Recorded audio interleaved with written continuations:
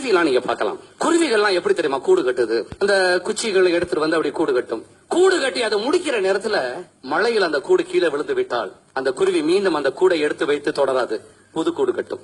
புதிதாக அந்த கூடை கட்டி மீண்டும் அதை முடிக்கிற நேரத்துல காற்றுல அது கீழே விழுந்து விட்டால் மீன் ஒரு புது கூடு கட்டும். எதுவரை கட்டும்? கூடு கட்டி முட்டைகளை இட்டு அடகாத்து தன் இனத்தை வாழ வைக்கிற வரை அது செய்து கொண்டே இருக்கும். ஏண்டா அதுக்கு தெரிஞ்சது ரெண்டு விஷயம் தான். ஒன்று விடாமுயற்சி, இரண்டாவது வாய்ப்புகள் இன்னும் உண்டு என்ற நம்பிக்கை. எத்தனை தடவைகள் கூடு கீழே விழுந்தாலும் அது மீண்டு ஏன் பறந்து போகுது? இதே மாதிரி இன்னும் 1000 கூடுகள் கட்ட இந்த உலகத்துல வாய்ப்பு இருக்குன்னு நம்புது. யாரோ ஒருத்தருக்கு உங்களை பிடிக்காட்டா இனிமே எல்லாருமே உங்களை வெறுத்துருவாங்களா?